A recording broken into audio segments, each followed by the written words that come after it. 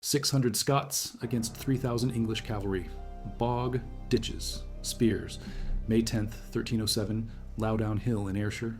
Robert Bruce, fugitive king, just 11 months into his reign, already crushed once at Methven. His army shattered, his brothers executed, his family caged in England. Now he picks a strip of ground 500 yards wide, flanked by deep morasses. One road through. He digs 3 trenches across it, fills them with stakes, leaves 90-meter gaps between. He positions his spearmen in tight formations called schiltrons. He waits. This is the day he stops running.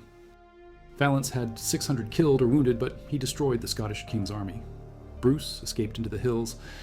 Days later at Dalry, the MacDougals of Lorne, allies of the English, mauled what remained. Bruce's organized force ceased to exist. He fled to Dunaverty Castle on the Mull of Kintyre, then sailed into legend. Some say Rathlin Island off Ulster. Others say the Orkneys. The spider story comes from this exile. Watching it to try 6 times to spin a thread across a gap. The spider succeeded. Bruce took it as a sign. Dungal MacDowall, a Balliol supporter, destroyed their army of Irishmen and Islanders. Thomas and Alexander were captured, sent to Carlisle, executed on Edward I's orders. Bruce established himself in the hill country of Carrick and Galloway. He learned the lesson from Methven. Never again would he let a stronger enemy trap him. He switched to guerrilla tactics. Hit and run, ambush, scorched earth. Deny the English supplies, fodder for their war horses, keep mobile, use the terrain. Fresh recruits strengthened his army. Here he encountered Aymer de Valence commanding the main English force in the area. The same Valence who crushed him at Methven, brother-in-law to John Comyn, the man Bruce murdered at the high altar of Greyfriars Kirk in Dumfries. Valence wanted revenge. Bruce wanted redemption. 10 miles east of Kilmarnock, 3 miles east of Darvel. The hill itself, a volcanic plug rising 327 meters, remnant of Scotland's ancient fire. Iron Age settlements at its foot. Romans built a fort nearby at Allenton Beg for 500 men. They recognized the strategic value. All Roman roads in the region connected there. The A71 road today follows the old Roman highway linking the Clyde Valley to the Ayrshire coast. Rapid troop movement through otherwise boggy moorland. This was the road Valence's army used. Barber completed it to support the new King Robert II, throwing behind him the weight of his grandfather Bruce's achievements. Barber had sources, oral accounts from participants like Sir Alan of Cathcart, John Thompson for the Irish campaigns, contemporary chronicles in verse and prose in Latin, French, English. He describes Bruce scouting the ground, choosing carefully. The king upon the other side, whose prudence was his valor's guide, rode out to sea and chose his ground.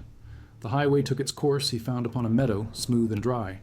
But close on either side, thereby a bog extended deep and broad. That from the highway where men rode was full of bowshot either side. Soil embankments with ditches protected the flanks. This forced the English to approach through a narrow front, restricted their movements, neutralized their numerical advantage. It was reminiscent of William Wallace's victory at Stirling Bridge 11 years earlier. Same filtering effect. Wallace actually fought at this same location in 1296, ambushing an English baggage train.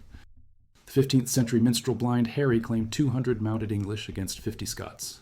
Unverified, but the principle was sound. Use the funnel. 11,000 Flemish infantry against 3,000 French knights and 1,300 infantry. The Flemish positioned themselves where streams and marshes flanked them. They dug additional ditches, concealed them with dirt and tree branches. When Robert of Artois ordered the cavalry charge, horses fell into ditches, got stuck in marsh. The Flemish, armed with pikes and gooden eggs, heavy clubs with iron spikes, slaughtered the cavalry. Nearly 1,000 French noblemen died. The Flemish collected 700 golden spurs from the fallen knights. Infantry proved it could defeat cavalry with the right ground and preparation. The gaps between forced the English into manageable portions. Barber wrote, he had 3 deep ditches made there, for if he could not well prevail at meeting them at the first, he would have the second under his control, or finally the third. The ditches in the marsh restricted Valence's room for deployment. The ditches in front of the Scots impeded him further, effectively neutralizing his superior numbers. Bruce positioned his men in schiltrons, circular formations of spearmen, pikes extended outward, creating a hedgehog of steel points. 8 men deep in some accounts, densely packed. Discipline was everything. If the formation broke, cavalry would cut through them. They had to hold. Bruce positioned them on slightly elevated ground, giving them the advantage of fighting downhill. Reserves secured the flanks against potential envelopment. The Scottish force, 500 to 600 men according to most sources, mainly on foot, spearmen and pikemen. Some say Bruce had as many as 1,000, but 600 is the consistent number, against Valence's 3,000. 6-to-1 odds, mainly cavalry, knights in full armor, war horses. Also comment from which city you're hearing this from. Also, this script is researched and factual using sources from John Barber's The Bruce, written in 1376 by the Archdeacon of Aberdeen, who had access to eyewitness accounts and contemporary chronicles, cross-referenced with the Scala Chronica by Sir Thomas Gray, written around 1355, and with modern analysis from G.W.S. Barrow's Robert Bruce and the Community of the Idom, Realm of Scotland, published 1976, which remains the definitive scholarly work on Bruce's reign verified through archaeological investigation of the Loudoun Hill site, added to Scotland's Inventory of Historic Battlefields in 2012. Now, back to the information. Valence had challenged Bruce to fight after the success at Glen Truel. Bruce accepted. Some accounts suggest they agreed on the meeting place as honorable and chivalrous. More probable, Bruce knew the heavy English horses needed to pass that way and planned a trap. Valence was confident. He had crushed Bruce at Methven. He had superior numbers, superior equipment, professional cavalry. He ordered the advance. The English vanguard comprising cavalry attempted to charge. They had to cross the approach, narrow ground flanked by bogs. Then they hit the ditches. Horses stumbled, fell into trenches onto sharpened stakes. Others pulled up short, creating chaos in the ranks behind. The cavalry couldn't deploy properly, couldn't get momentum for a proper charge. They were funneled into the 90-meter gaps where Bruce's schiltrons waited. Dismounted pikemen in tight formation, spears extended. The English cavalry that made it through the ditches crashed into walls of pikes. The Scottish spearmen met the cavalry at close quarters. The horses, already disorganized from the ditches and marsh, couldn't maneuver. The riders couldn't break through the pike wall. The Scots used their spears to devastating effect against both men and horses. The most warlike and strongest of the English fell to the ground. The training showed, the positioning showed, the terrain engineering showed. As the vanguard struggled and died in the narrow killing ground, Bruce's spearmen pressed downhill. The disorganized English knights couldn't regroup. They fought with vigor, but the terrain betrayed them. The rear ranks of the English began to see the massacre ahead. Panic set in. They started to flee. Specific casualty figures don't exist in the sources, but 100 dead English is the consistent estimate. Given medieval battles, this is significant for an engagement lasting only hours. Most died in the frontal assault, trapped in the ditches, impaled on stakes, or killed by Scottish spears. Aymer de Valence managed to escape the carnage. He fled to Bothwell Castle for safety. The Scottish army, being on foot, couldn't pursue effectively. The routed English cavalry rode away, but the victory was complete. The English assault collapsed. The Scots won decisively. Using tactics copied from Flemish craftsmen who slaughtered French nobility, infantry defeating cavalry, commoners with pikes stopping armored knights, the news spread across Scotland. More Scots flocked to Bruce's cause in the weeks and months that followed. 2 victories in 3 days after a year of running and hiding. Edward I recognized Bruce was now a serious threat. The Hammer of the Scots, the most formidable military leader England had known, decided to deal with Bruce personally. He had defeated the French, the Welsh lorded over Ireland, put down baronial uprisings, led crusades. He would not tolerate this Scottish upstart. Edward gathered a new army, began his march northward from England. But the old king's health was failing. He developed dysentery. On July 7, 1307, 2 months after Loudoun Hill, Edward I died at Berg-on-Sands just south of the Scottish border, 68 years old. According to some accounts, apprehensive of his son Edward II's ability to continue his work, Edward I purportedly asked his flesh to be boiled from his bones so they could be carried with the army on every campaign into Scotland. The body was never boiled. Edward II inherited the crown and the Scottish problem. Attention at home. For the next 7 years, Edward II was too busy with domestic issues to send any major force north of the border. This gave Bruce the breathing room he desperately needed. Without England's full military pressure, Bruce consolidated his position within Scotland. He didn't sit idle. He took the opportunity to systematically reduce English-held castles, eliminate rival Scottish claimants, and unify the fractured kingdom. Under his rule, Glen Truel taught him ambush. Loudoun Hill taught him defensive battlefield engineering. These lessons culminated 7 years later on June 23 and 24, 1314, at Bannockburn. The woodland gave his foot soldiers advantage against English cavalry. He split his army into 4 divisions in diamond formation. He covered the rear to the south, James Douglas to the east, Thomas Randolph to the north toward Stirling, with 500 horsemen under Keith to the west in reserve. He prepared the ground, dug pits, placed caltrops, iron spikes to cripple horses, used the same principles as Loudoun Hill but on larger scale. The battle lasted 2 days. First day, June 23rd, English vanguard under the Earl of Gloucester and Earl of Hereford crossed the Bannockburn stream, marched toward the woods, hiding the Scots. Bruce was ahead of his lines, lightly armored on a small horse with only a battle-axe. Henry de Bohun, Hereford's nephew, spotted him and charged in full combat gear with lance. Bruce and de Bohun faced off in single combat. As de Bohun's lance thrust toward him, Bruce swerved his horse, stood in his stirrups, and split de Bohun's skull with his axe. The blow was so powerful it broke the axe handle. The Scots rushed the English forces, who retreated, struggling back over the Bannockburn. Bruce trained them to attack in formation. When Edward II saw the Scottish pikemen emerge from the woods in advance, he was surprised. As Bruce's army drew near, they paused and knelt in prayer. Edward reportedly said they pray for mercy. One attendant replied, "For mercy, yes, but from God, not you. These men will conquer or die." The Earl of Gloucester argued with Hereford over who should lead the vanguard. He tried to persuade the king to postpone the battle. Edward accused him of cowardice. Goaded, Gloucester advanced to meet the Scots with few accompanying him. When he reached Scottish lines, he was quickly surrounded and killed. The Scottish spearmen pressed forward relentlessly. The Lanercost Chronicle describes when the shock of battle came, and the great horses of the English dashed upon the Scottish spears, as upon a great forest there arose a great and horrible din from the broken lances and the wounded horses. English knights and nobles broke ranks, charged pell-mell to their deaths. The entire English army began to collapse. Edward II barely escaped the field. The English defeat was so decisive it secured Scottish independence. Stirling Castle surrendered. Bothwell Castle surrendered. By 1315, only Berwick remained outside Bruce's control. They had been imprisoned in England for 8 years. Bruce's sister Mary had been held in a cage suspended from the walls of Roxburgh Castle. His daughter Marjorie in a cage at the Tower of London. Christina Bruce in a similar cage. The psychological torture was immense. Their release marked the victory's completion. He was deposed in 1327. His son, Edward III, finally signed the Treaty of Edinburgh-Northampton in 1328. Scotland was recognized as an independent kingdom with Bruce as its legitimate king. Bruce died the following year, June 7, 1329, 54 years old. He had delivered what he promised at his rushed coronation on March 25, 1306, at Scone Abbey. Scottish independence. No archaeological excavation has uncovered them. The Roman fort at Allenton Beg yielded finds including a bronze oil lamp, but the medieval battle artifacts remain buried or lost. Steel outline of Wallace, 5 meters high. Designed by local artist Richard Price with Robert and Sam Orr, placed September 2004. The monument looks over ground where Wallace ambushed English forces, where Bruce engineered his first major victory, where Scottish resistance proved terrain, and tactics could overcome superior numbers and equipment. The tactics Bruce refined, infantry and defensive formations using prepared ground to defeat cavalry, influenced medieval warfare across Europe. Bannockburn was studied, Crécy in 1346, where English longbowmen and dismounted men at arms defeated French cavalry. Agincourt in 1415, similar terrain advantage, similar result. The gradual infantry revolution that started at Courtrai in 1302 demonstrated at Loudoun.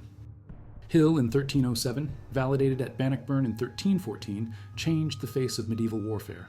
The age of the armored knight charging to inevitable victory was ending. Disciplined infantry with proper preparation could win. At Bannockburn, woods and marsh and prepared ground. He understood his army was often weak in numbers, ill-equipped compared to English forces.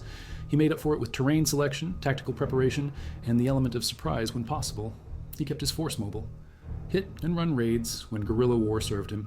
Defensive prepared positions when he chose to fight pitched battles. He rarely fought in open field where English cavalry could deploy fully. He forced them to fight on his terms on his ground. The psychological pressure to break and run was immense, but Bruce's men held. The Schiltron formations, shoulder to shoulder, pikes extended, created mutual support. Each man knew the man beside him wouldn't break. They trained together, fought together. The tight formation gave them strength. When the cavalry hit the pike wall and horses screamed and men died and the formation held, confidence grew. They could do this. They could win. The numbers at Loudoun Hill, 600 Scots against 3,000 English, are consistent across sources. Barber gives these figures. Modern historians accept them as reasonable. The disparity makes the victory more impressive. 1-to-5 ratio. The Scots on foot. The English mostly mounted. Professional cavalry. Knights who trained from childhood. War horses that cost fortunes. Armor that took months to craft. Against farmers, craftsmen, minor nobles with spears and determination, the great equalizer was terrain and preparation. Bruce gave them the advantage. They executed. He saw the bogs flanking the approach, but didn't fully appreciate how the ditches would channel his cavalry into killing zones, or perhaps he appreciated it, but his noble cavalry insisted on charging anyway. Medieval chivalric codes often valued glory over tactical sense. A headlong charge was honorable. Waiting and planning was sometimes seen as cowardly. This mindset got thousands of French nobles killed at Courtrai and would continue to plague cavalry forces throughout the 100 Years' War. But Bruce wasn't fighting for glory, he was fighting for survival and for Scotland's independence. Tactical necessity trumped honor. The lesson stuck. His successors continued using these methods. Scottish warfare became characterized by mobility, terrain advantage, defensive preparation. English armies invading Scotland repeatedly found themselves frustrated, harassed, unable to bring their superior numbers to bear. The aftermath of Loudoun Hill also shows in recruitment. Fresh men joined Bruce's cause. The victory proved he could protect them, could lead them to success. Before Loudoun Hill, joining Bruce meant joining a fugitive with a price on his head. After Loudoun Hill, it meant joining a king who won battles. The psychological shift was crucial. Scotland had been under English domination since Edward I's invasion in 1296. The Scottish nobility was fractured. Some supported the English, some supported Balliol, some supported Bruce. The commoners suffered under occupation. Loudoun Hill showed resistance could work. It gave hope. The English attacked across difficult ground into pike walls. Most Scottish casualties likely occurred if and when the English briefly penetrated the line before being driven back. But overall, the defensive advantage was overwhelming. This ratio would repeat at Bannockburn. Heavy English casualties, relatively light Scottish losses. Defensive preparation won battles. 3 lines of defense. If the English broke through the first, the second would catch them. If they broke through the second, the third remained. Multiple fallback positions built into the defense. This wasn't desperation. This was systematic military engineering. Bruce had time to prepare. He chose the ground, studied it, modified it. The English were advancing, but not so fast he couldn't dig trenches, position stakes, arrange his formations. The preparation time was days, maybe a week, long enough to do the work properly. If too narrow, the English wouldn't commit to advancing through them. 90 meters, roughly 300 feet, was the sweet spot. It looked passable. It tempted the English to try, but it was a trap. Medieval chronicles often framed battles as honorable contests, even when they were ambushes or opportunistic engagements. What matters is, Bruce chose when and where to fight. Valence pursued, but Bruce picked Loudoun Hill. Bruce had initiative. In 1306 at Methven, Valence had initiative, choosing when to attack. In 1307 at Loudoun Hill, Bruce had initiative, choosing where to defend. Initiative in medieval warfare often determined outcome. Anyone controlling the route controlled movement between the Clyde Valley and Ayrshire coast. Bruce understood this. The Romans understood this. The Iron Age tribes understood this. Geography is persistent. Tactical advantages from terrain don't change much over centuries. Bruce exploited ancient truths. From the summit, clear days, the coast 40 kilometers away is visible. The Isle of Arran beyond, 360-degree views over moorland. Whoever held the hill could see armies approaching from any direction. Early warning. Time to prepare. Bruce positioned his forces at the base, not on the summit, but the hill's presence shaped the battlefield. It anchored one end of the position. It provided psychological advantage, a landmark, a solid feature. The Scottish forces fought with their backs to distinctive ground.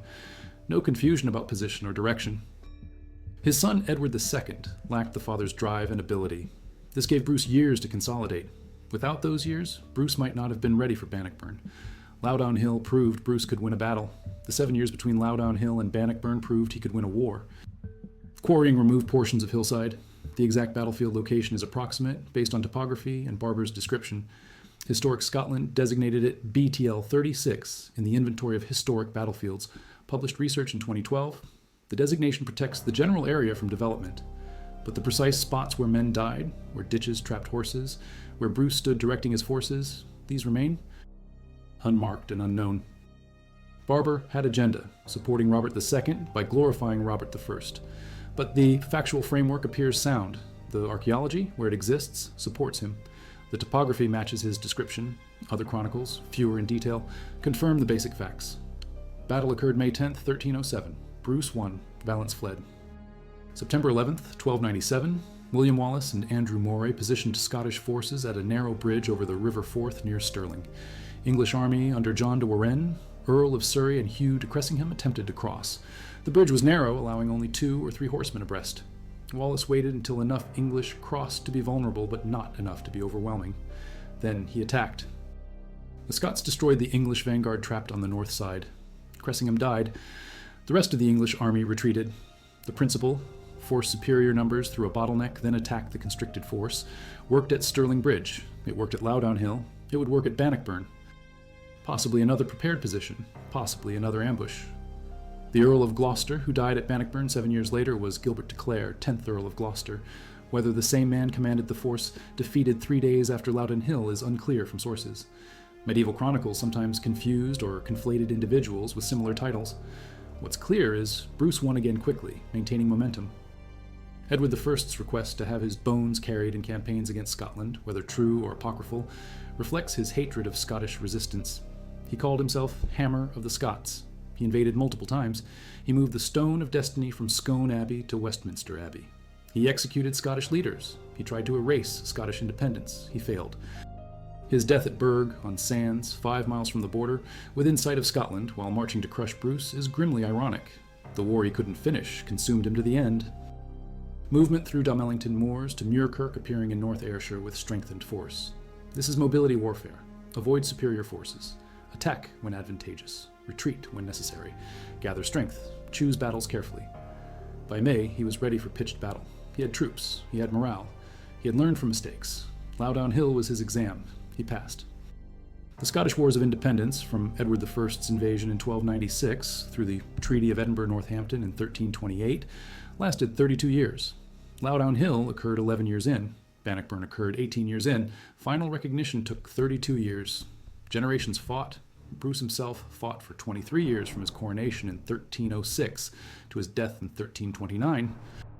Continuous war. Continuous pressure. The fact that he won, that Scotland remained independent, that his descendants ruled Scotland for centuries, validates his methods. The terror tactics, the guerrilla warfare, the battlefield engineering at Loudoun Hill and Bannockburn. Necessity justified everything. King Robert had studied reports of the Flemish victory at Courtray 5 years earlier in July 1302. The Flemish foot soldiers, merchants, craftsmen of Bruges, Ghent, Ypres, dug ditches and used terrain and won astounding victory against French cavalry. Bruce learned from their success. Military intelligence in the medieval period traveled through merchants, wandering knights, clerics, diplomats. News of Courtray spread across Europe. Infantry defeating cavalry shocked the noble classes. Bruce, desperate for any advantage, absorbed the lesson. If Flemish craftsmen could beat French knights, Scottish spearmen could beat English cavalry. Same principles: discipline, terrain, preparation. So the usable ground was 500 yards wide total, perhaps 200 yards in the center actually dry enough for combat, with bogs extending 150 yards either side. The 3 ditches cut across the dry ground, narrowing it further. The 90-meter gaps created corridors. The English cavalry had to advance through these corridors or not advance at all. The alternative was riding through bog where horses would sink. No commander risks cavalry in bog, so Valence had to take the bait. He had to advance through the prepared ground. Bruce forced his hand. Communication in medieval armies was difficult. Clear landmarks helped. Battles often named after nearby features: Loudoun Hill, Stirling Bridge, Bannockburn. The physical geography provided identity. Captured weapons equipped more men. The English casualties at Loudoun Hill provided material gains beyond the psychological victory. Bruce's army, perpetually under-equipped, needed every advantage. Dead English knights meant available gear. Defeated at Dalry shortly after, fled into exile by autumn 1306, returned February 1307, ambushed at Glentrool April 1307, fought at Loudoun Hill May 10th, 1307. His first major victory came 15 months into his reign, 15 months of running, hiding, losing, learning. Loudoun Hill was vindication. The Schiltron formation, circular phalanx of pikemen, originated with Wallace, but Bruce perfected it. Wallace used them defensively. Stand and hold. Bruce at Bannockburn used them offensively. Advance in formation. This required training, discipline, trust. Pike formations work only if every man holds position. One gap and cavalry breaks through. Bruce drilled his men. By Bannockburn, they could advance in formation across open ground under cavalry threat. That capability started at Loudoun Hill, learning to hold against charge, building confidence. But the principle holds. Multiple formations supporting each other. If one was pressed, others could shift to assist or counterattack exposed flanks. Medieval battle was about mass and momentum. The Schiltron created stable mass. The pikes created denial of momentum. Cavalry couldn't break the mass, couldn't generate momentum through it. He remained English commander in Scotland until Edward I's death. Under Edward II, he served in different capacity. He lived until 1324, dying of natural causes. He never got revenge for Loudoun Hill. He never beat Bruce again. His greatest victory was Methven. His greatest defeat was Loudoun Hill. History remembers him for both. The victor at one, the vanquished at the other against the same opponent within 11 months, shows how battlefield fortune and preparation determine outcome. Bruce's counter-campaigns followed it too. May was early in season. Ground was dry enough for movement, but not yet hard summer ground. Perfect for digging ditches, creating mud traps and bog edges. Weather cooperated with Bruce's plan. David Mackenzie's film Outlaw King from 2018 uses Loudoun Hill as climactic battle, not Bannockburn. Mackenzie understood Loudoun Hill was Bruce's breakthrough moment. The battle where the fugitive became a victor, where the tactics were proven, where the momentum shifted. Bannockburn was the culmination, but Loudoun Hill was the foundation. The fact that the battlefield was added to Scotland's inventory of historic battlefields in 2012 shows continuing recognition. Historic Scotland, now Historic Environment Scotland, maintains the inventory. Designation requires historical significance, some documentary evidence, approximate location. Loudoun Hill qualifies on all counts. The designation protects the site, requires consultation before development, ensures preservation of what remains. He consolidated Ayrshire under his brother's command, then moved to the next fight. Methodical, relentless.